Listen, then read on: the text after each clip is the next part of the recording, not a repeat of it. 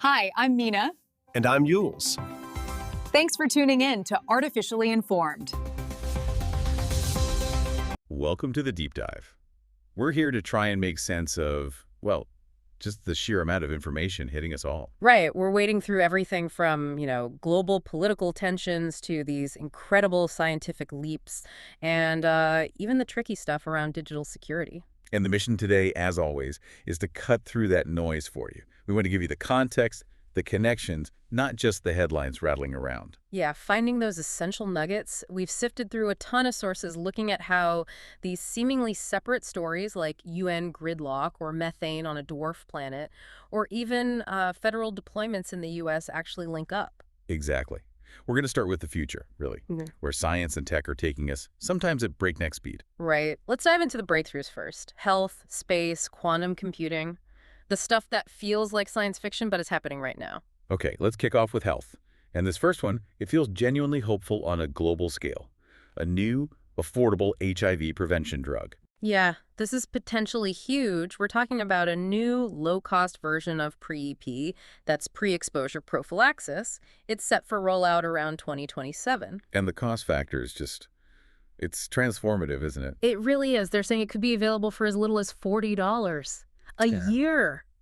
$40 a year. Wow. I know. When you think about how much pre-EP normally costs and how many millions globally are living with HIV, making prevention this accessible, especially in resource-limited settings, it's a massive step towards that goal of ending the epidemic. A truly pivotal development. Okay, Yeah. shifting from infectious disease to neurodegenerative conditions. There's new research connecting Parkinson's and Alzheimer's. Yes, and it's quite specific. It focuses on amyloid plaques. Those are sort of the hallmark of Alzheimer's. Right. So this study found that older Parkinson's patients, like those diagnosed in their 80s, have a 3 times higher rate of amyloid positivity compared to younger Parkinson's patients. That's interesting because usually Parkinson's isn't strongly associated with amyloid, is it? Exactly. Usually Parkinson's patients actually have lower levels than healthy people their age. So finding this increase in the older group suggests something. Well, it suggests Parkinson's might act as a kind of modifier for the Alzheimer's pathway, specifically later in life. So it changes how Alzheimer's might develop or progress in those patients. That seems to be the implication.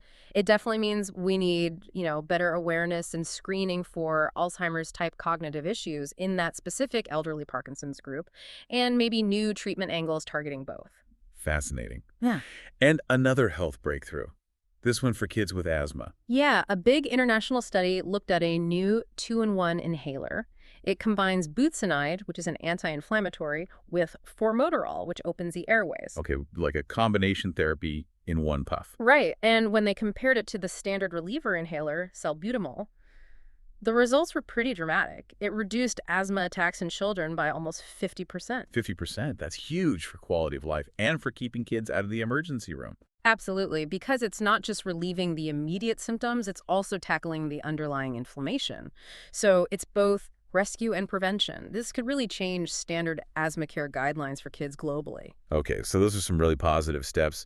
But public health isn't always straightforward, is it? Yeah. We're seeing major challenges too, like in Pakistan with the HPV vaccine rollout. Right.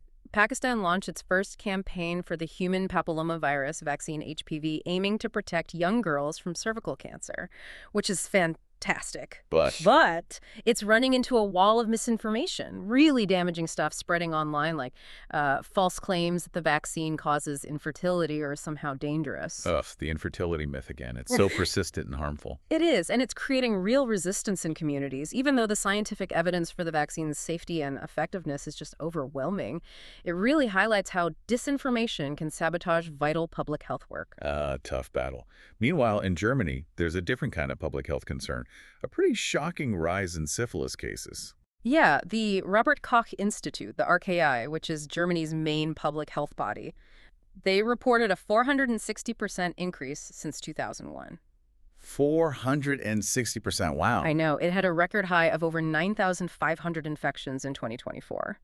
The rise is especially sharp among men who have sex with men, and also men having encounters with trans women. Cities like Berlin and Hamburg are seeing the highest rates. So a clear need for renewed focus there. More testing, more awareness campaigns. Definitely. It seems like an old foe requiring, updated strategies for prevention and treatment in those specific communities. And another country grappling with a major health crisis tied to lifestyle, Turkey and diabetes. Yeah, the numbers are stark. Over 16% of adults in Turkey now have diabetes. That's nearly double the average in the European Union. 16%. That's incredibly high. What's driving that surge? It seems to be largely linked to dietary changes, a big increase in consumption of cheap processed food, sugary drinks, that sort of thing. It's been climbing steadily, up something like 67% since 2002. And is there criticism about the response? There is. Experts are pointing to what they call an inadequate government response, a failure to really implement strong policies on food regulation and promote healthier diets. So it looks like a systemic issue, not just individual choices. Okay, let's shift our gaze outwards now, way outwards, to deep space.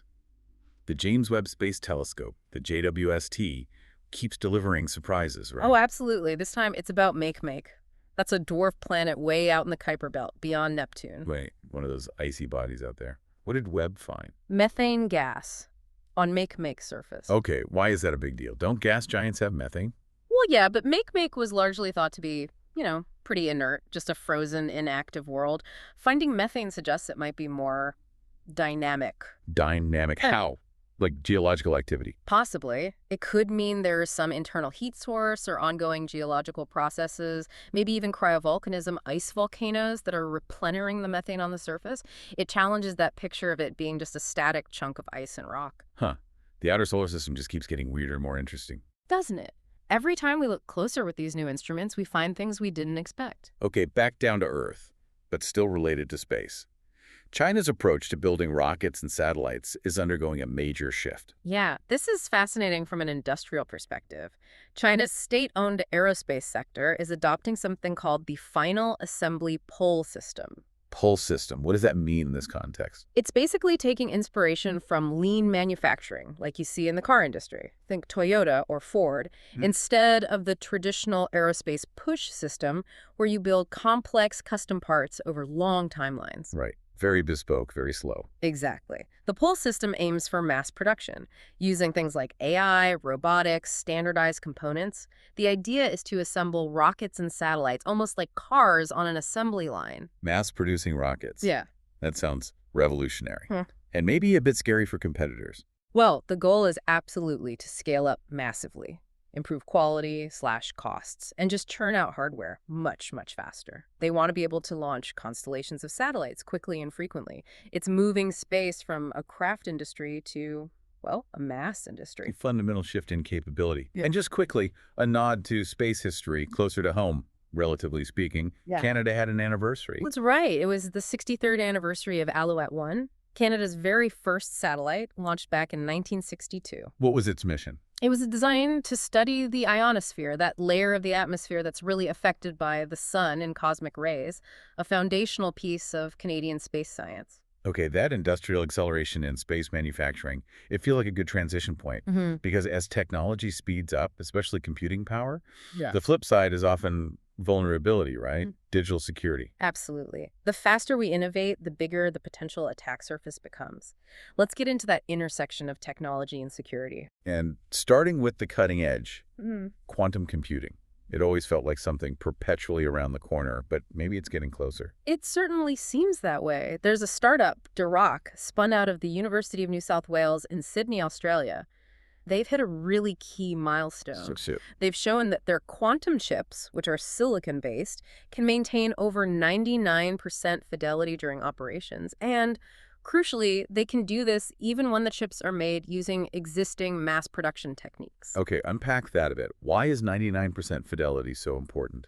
And why silicon? So fidelity is basically accuracy. How reliably the quantum operations run without errors. You need really high fidelity, like 99% or better, for complex quantum algorithms to actually work. Got it. And the silicon part is huge for scalability. Instead of needing exotic materials or totally new manufacturing processes, they're using CMOS technology that's complementary metal oxide semiconductor, the same stuff used to make conventional computer chips for decades. Ah, so they can tap into the existing semiconductor industry infrastructure. Exactly. That makes it potentially much more cost-effective and scalable than other approaches. It moves quantum computing from, like, these giant, bespoke lab machines towards something you could actually mass produce. Big implications for fields like drug discovery, materials science, cryptography. Right, the potential applications are enormous.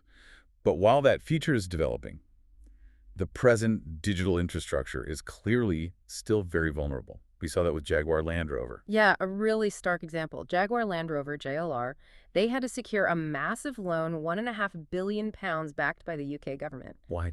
What happened? A major cyber attack completely halted their manufacturing operations, just shut them down. Wow. And the government had to step in with a loan guarantee. That tells you something about the scale and impact. It really does. It shows that cyber attacks on major industries are now seen as, well, national economic security threats. The disruption to JLR's supply chain was immense. The loan was needed to basically stabilize the company, reassure suppliers, and pay for the cleanup and security upgrades. A costly reminder of how interconnected and fragile things can be. Now, sticking with digital infrastructure, but more on the governance side, Switzerland revisited the idea of electronic ID cards. They did. And it was close, but Swiss voters narrowly approved the proposal for EIDs this time around, about 50.4% in favor. This time. So it failed before. Yeah, they actually voted on a similar proposal 4 years ago, back in 2021, and rejected it. What were the concerns then? And what changed? The main concerns the first time were around privacy and data security. People were worried about, centralized government databases and the potential role of private companies in managing these digital identities. Standard privacy fears, basically. Pretty much. The fact that it passed this time, even narrowly, suggests maybe a growing acceptance of digital solutions, or perhaps the government made concessions on how it would be managed. But it definitely shows that even as the world moves towards digital IDs, those public concerns about privacy and control are still really significant hurdles. Okay, let's pivot now with some really contentious issues playing out in the United States, where technology, security, and politics are colliding, starting with the situation in Portland, Oregon. Right. We saw President Trump authorize the deployment of federal troops to Portland. The stated reason was to protect federal facilities, specifically immigration and customs enforcement, or ICE buildings, amidst ongoing protests. And the instruction was to use full force. That was the reported order, yes. Yeah. And it immediately sparked a huge clash between federal authority and local governance. How did local leaders react? Portland's mayor, Keith Wilson, pushed back hard. He urged residents not to panic, stating, Portland is not a war zone, and fundamentally questioned the need for what he saw as a militarized federal response to local issues. So a real standoff over jurisdiction and tactics. Absolutely. Critics saw it as federal overreach, possibly politically motivated to project a law and order image. Local officials argued it undermined community policing efforts and actually escalated tensions. It's that classic and often fierce debate about federal versus state and local power. Now, another story involving ICE, but in a very different context. The arrest of a school superintendent in Iowa. Yeah, this one raised a lot of eyebrows. Yeah. Ian Andre Roberts, who is the superintendent of Des Moines Public Schools in Iowa, was arrested by ICE. The head of the school district. On what grounds? ICE alleged he was in the U.S. unlawfully and also had a prior weapons conviction from years ago. He was apparently detained while driving a district vehicle. Wait, how does someone get hired as superintendent, a very public, high-profile job with a significant salary, if they have an outstanding deportation order or a conviction like that? Weren't there background checks? That's the million-dollar question, isn't it? It immediately triggered serious concerns about the vetting process for such critical leadership roles in public education. How thorough are these background checks? Was something missed? Or was information concealed? What's his status now? Roberts, who's originally from Guyana, was placed on paid administrative leave by the school board while the federal investigation proceeds. But it's definitely shaken confidence and prompted reviews of hiring practices there, and likely elsewhere too. And another area where federal agencies are under scrutiny, the ongoing discussion and investigation around the January 6th Capitol riot. Right. There have been reports emerging, particularly cited in conservative media like Blaze News, based on unnamed congressional sources, alleging that potentially up to nearly 300 plainclothes FBI agents or informants were present in the crowd at the Capitol that day. 300, that seems like a very high number. Does that contradict previous statements? It does appear to contradict some earlier official accounts regarding the extent of the FBI's undercover presence during the event. Now, it's crucial to state these are allegations reported through specific channels. Understood. And how has the administration, President Trump, responded to these reports? President Trump has reacted strongly. He's promised a full investigation into the FBI's role, making accusations about the agency's leadership and even suggesting that agents might have acted as instigators. So this adds another layer to the already complex and highly politicized narrative surrounding January 6th. Absolutely. It fuels the ongoing debate about the FBI's conduct, transparency, and whether federal agents played any role, passive or active, in the events unfolding that day. It's become a central point of contention and investigation. Speaking of accountability and narratives related to elections, there's been a resolution in that huge defamation case involving Rudy Giuliani and Dominion voting systems. Yes, that finally reached a conclusion. Rudy Giuliani has settled the $1.3 billion defamation lawsuit brought by Dominion. $1.3 billion. That was the initial claim. Do we know the terms of the settlement? The exact financial terms are confidential, which is pretty standard in these kinds of settlements, but the fact that a settlement was reached is significant in itself. What's the broader significance here? Well, it stems from Giuliani's repeated, unfounded claims about widespread election fraud involving Dominion's machines back in the 2020 election.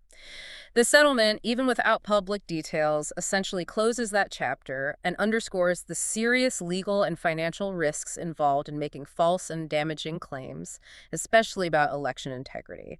It sets a precedent, really, about the line between political speech and actionable defamation. Okay, let's end this section on technology and security with something different. A case where controversy wasn't avoided, but actively courted for marketing. Right. This was the AI startup called Friend. They market an AI companion device, sort of like a necklace. An AI companion necklace. Okay. And they launched this massive advertising campaign in the New York City subway system. Spent over $1 million on these ads. What was controversial about them? They were very minimalist, stark, and deliberately provocative. The messaging seemed designed to poke at anxieties about AI replacing human connection, asking questions implicitly about loneliness, the future of relationships, that kind of thing. So they leaned into the weirdness and potential creepiness. Exactly. The CEO, Avi Schiffman, was quite open about it. He basically said the strategy was to embrace the controversy, to get people talking, arguing even. The goal was to stand out from the big established AI players like OpenAI or Anthropic, who tend to have more corporate and cautious public images. Using public debate and even unease as a marketing tool? Pretty much turning potential negative reactions into buzz and brand awareness. It's a bold, maybe cynical strategy, but it certainly got attention. Fascinating. Okay, from the cutting edge of AI marketing, let's move to our final section. Looking at bigger shifts in the economy, corporate worlds, and the inescapable reality of environmental hazards. Let's start with the corporate world, specifically the gaming industry. There's talk of a huge potential deal involving Electronic Arts, EA. Yeah, reports suggest EA, the company behind massive franchises like, FIFA or EA Sports FC now, The Sims, Madden NFL, they're in advanced talks for a leveraged buyout. Leveraged buyout, meaning going private. Exactly, taking the company off the public stock market. And the valuation being discussed is enormous, around $50 billion. $50 billion. That would be one of the biggest buyouts ever, wouldn't it? Why would a successful public company like EA consider going private? There could be several reasons. One big one is escaping the pressure of the public markets, the constant focus on quarterly earnings, shareholder demands. Going private allows for more long-term strategic thinking without that scrutiny. Less pressure to hit short-term target. Right. Another factor could be the increasing regulatory heat around certain gaming practices, like loot boxes and microtransactions. Doing private might offer some insulation from that political and public pressure. Plus, it fits into a broader trend of consolidation we're seeing in the tech and entertainment industries, possibly involving major private equity or even sovereign wealth funds. Interesting. Potential seismic shift in the gaming landscape. Now, shifting from corporate giants to everyday people, the struggle for retirement savings, particularly for the middle class. Yeah, the data suggests it's getting tougher. Sources point to basically three main factors squeezing middle-class Americans trying to save for retirement right now in 2025. Okay, what are they? First, the cost of living keeps rising, especially housing, and it's just consistently outpacing wage growth for many. There's less left over. Makes sense. Number two. Increased financial burdens elsewhere. Things like student loan payments resuming for many high housing costs again. They just eat up a larger chunk of income than they used to. And the third factor? Poor financial literacy, unfortunately. A lack of understanding about saving, investing, compound interest. It leads to people not making the most of the savings they do have or making suboptimal choices. It all adds up to a pretty worrying picture for long-term security for a lot of folks. And we're seeing shifts in the retail sector, too, even with established giants. Starbucks is closing stores. Yeah, they announced plans to close over 100 stores across North America. Is that a sign of trouble for Starbucks? Not necessarily trouble overall, but more of a strategic shift. They're adapting to changing consumer habits. The big increase in mobile orders, drive-thru preferences. So they're likely optimizing their footprint, closing potentially underperforming locations or ones that don't fit the new model, while likely investing more in the high-traffic, drive-thru friendly spots. It's about efficiency and adapting to how people buy coffee now. Adapting to the new reality. Okay, and one more financial pressure point causing a lot of anxiety. Student loans, specifically the forgiveness program. Right. There's growing anxiety among borrowers about delays in getting their student loan forgiveness applications processed by the government. What's the specific worry about delays? Is it just waiting? It's more than just waiting. There's a looming deadline. January is the cutoff. After that date, any forgiven debt that hasn't been fully processed and finalized could potentially be treated as taxable income for that year. Oh, wow. So people expecting relief could suddenly face a large, unexpected tax bill. That's the fear. It could turn debt relief into a different kind of financial burden. So there's immense pressure on the administration to speed up processing and clarify the tax implications to avoid hitting borrowers with this nasty surprise. Okay, let's turn to the environment now, specifically extreme weather, which seems relentlessly in the news, starting in the U.S. Southeast. Yeah, we saw states of emergency declared in both North Carolina and South Carolina. This was in response to Tropical Depression 9. What were the main threats? Heavy rainfall, leading to concerns about widespread flooding and also landslides, especially in the mountainous areas. In fact, there was already a significant landslide reported in the Great Smoky Mountains National Park in North Carolina, just from the ground being so saturated. Georgia and Florida were also watching the system closely. And flooding emergencies weren't limited to the Southeast, right? Yeah. Arizona had serious issues, too. Tragically, yes. Severe flash flooding in Arizona led to 4 reported deaths.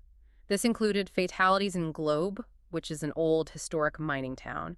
The flooding was rapid and destructive, sweeping away vehicles. A state of emergency was declared there as well. A reminder that flash floods can be incredibly dangerous, even in typically arid regions. Absolutely. And across the Pacific, another major storm system was threatening China. That was Typhoon Boloi, bearing down on Hainan Island, which is a major island province in the South China Sea. What precautions were taken there? Pretty significant ones. They suspended all flights in the city of Sanya, closed the main port in Haikou. They were bracing for really intense rainfall, potentially up to 200 millimeters, that's nearly 8 inches, in just 24 hours, plus strong winds. It's a region that's been hit hard by typhoons recently. Finally, let's touch on a less immediate but deeply concerning environmental issue linked to conflict: the hidden legacy of unexploded bombs. Right. UXBs, unexploded bombs or ordnance. These leftovers from past wars, sometimes decades old, are obviously dangerous physically, but they also pose a long-term ecological threat. Oh, so? They leach toxic chemicals and explosive residues into the soil and groundwater over years and years. It contaminates farmland, drinking water sources, just poisons the local environment. And climate change is making this worse. That's the really insidious connection highlighted in the sources. Climate change is leading to more extreme rainfall events, more intense flooding in many areas. Right. And these heavier rains and floods are washing more of those trapped pollutants out of the contaminated soil, spreading them further into rivers, downstream ecosystems, and potentially water supplies. It's accelerating the damage and hampering efforts to clean up these former conflict zones, a nasty feedback loop where past violence and present climate instability compound each other. A grim intersection of history and environmental crisis. So as we try to pull all these threads together, you really see these core tensions emerging. First, there's this clear geopolitical fragmentation. The UN described as gridlocked, that incredibly sharp language from India's minister Jaishankar, and then the really harsh rhetoric between Russia and Germany, dredging up historical accusations. It feels like cooperation is really strained. Yeah, definitely a sense of institutions struggling and major powers clashing verbally, if not physically in some cases. Then you have the second theme, The sheer speed, almost the relentlessness of technological change. We talked about quantum computing moving towards mass production with Dirac, but also the vulnerability it creates, like the JLR cyber attack needing that massive government bailout. Right, innovation and vulnerability going hand in hand. And the third major tension seems to be that constant push and pull between individual rights, local control, and national security or federal mandates. We saw that play out so clearly in the Portland deployment controversy, the questions around the ICE arrest of the superintendent in Iowa, and of course the ongoing political battles and investigations surrounding January 6th and the FBI's role. It does feel like across all these different areas, geopolitics, tech, domestic issues, there may be two really fundamental challenges that keep popping up. I think you're right. What do you see as those underlying challenges? Well, firstly, just managing information itself. The integrity of information. Yeah. We saw it with the fight against HPV vaccine misinformation in Pakistan, the whole debate fueled by allegations about the FBI presence on Jan 6th, and the legal consequences for spreading election falsehoods in the Giuliani case. It's a constant battle over truth and narrative. That's a huge one. The battle for information integrity. And the second? Resilience. Both physical and digital, protecting critical infrastructure like JLR from cyber attacks, the immense challenge of protecting civilians caught in conflict zones like Gaza, and even protecting communities from immediate weather threats like tropical storms, and the long-term environmental threats like those UXBs being unearthed by climate change. How do we build stronger, more resilient systems and societies? Information integrity and resilience, those seem absolutely central. And if you bring it back to that idea of influence, we ended the tech section talking about that AI startup friend spending huge money on deliberately controversial ads to manipulate public perception, to stand out. Right, weaponizing controversy for commercial gain. Exactly. And we see these intense battles over political narratives, legal accountability for misinformation. So maybe the final thought to leave with you, the listener, is this. We're seeing incredible technological acceleration, mass-producing quantum chips, maybe soon rockets like cars. But global consensus, trust, shared facts, that seems harder than ever to achieve. So what's the real cost, not just in dollars, but societally, when the tools and tactics used to sell an AI companion necklace based on blurring reality and courting controversy are maybe not so different from the forces shaping our political discourse and even international relations? Where does that leave us? A challenging question indeed. Yeah. Something to definitely mull over. Thank you for joining us for this deep dive. We'll see you next time. Enjoying Artificially Informed. Hit subscribe and share it with a friend. From the left, the right, and straight from the algorithm. Thank you. That's it for today's Artificially Informed. Nope. Thanks for spending your time with us. Yeah. Stay sharp, stay curious. See you next time.